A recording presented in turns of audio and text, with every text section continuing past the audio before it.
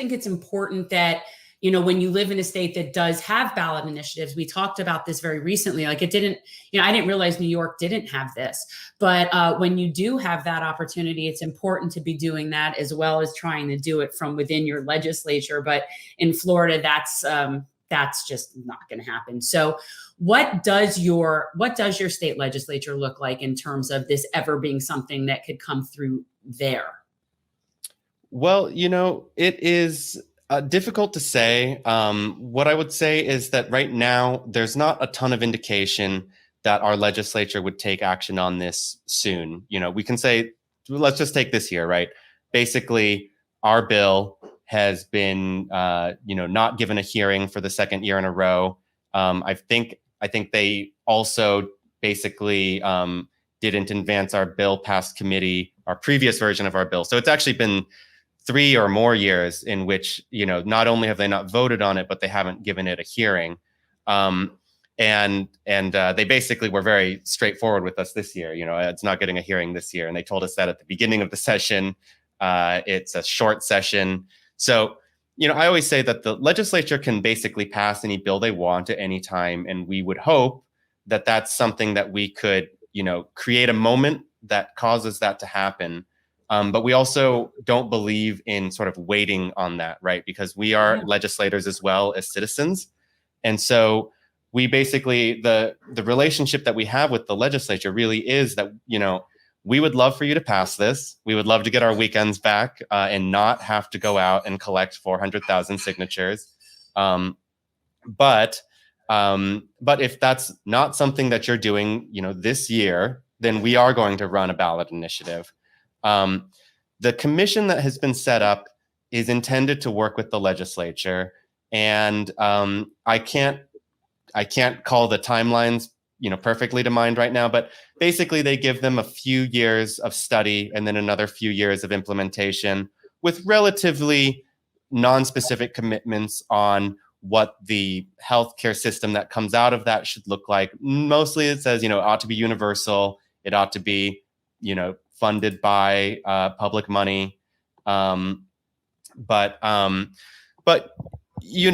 the people who work on this commission, there are single payer advocates on it, and they believe that they will be able to bring together a coalition within the legislature to do it.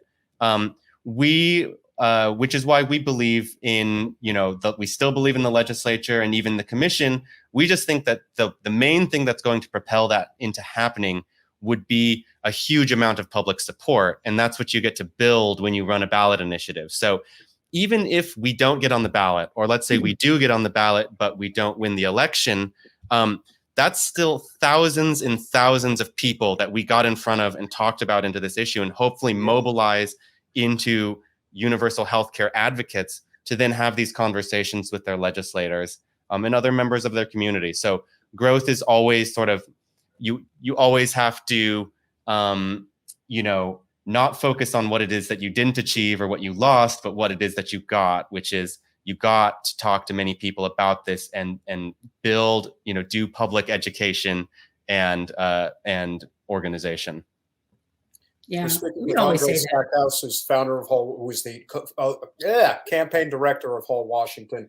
I think it's very important that people also do have that perspective. We're a 230-year-old nation at this point, and we don't have healthcare, and we never have had it. And so, even when we got Medicare, it was very limited in terms of its scope, over the age of 65, and there were significant limitations, especially regarding vision, hearing, and dental. So there are so many gaps that are still there, and I know a lot of people have been, Jen and I talk about this a lot, there is a very big nihilistic movement that has been brewing on the left for quite some time now, and I know a lot of them do not see electing non-corporate representatives as the answer.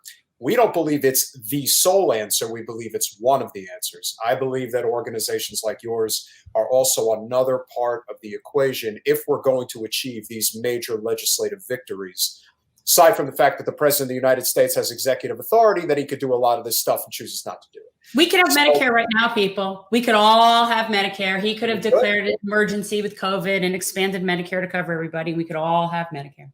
Hell, he could just give Medicare right now for places that legitimately are living in a medical emergency every day of their lives, like Flint, Michigan.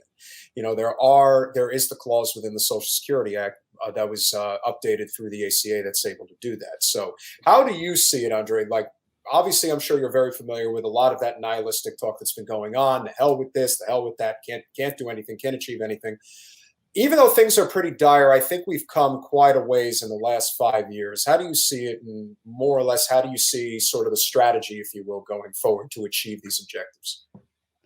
Well, one thing that I always say is that don't use anything less than all of your power. And if somebody tells you that, you know, the ballot initiative is not power that you have, I would challenge that. If somebody says your ability to vote or withhold your vote is not a power, you know, then I would challenge that, because we had to fight for most of our power as you know, citizens and people within this society, right? These aren't just given, right? So you have to fight for them, and then you have to fight to expand them, right? So when you look at the expansion of voting rights, right, it was very limited.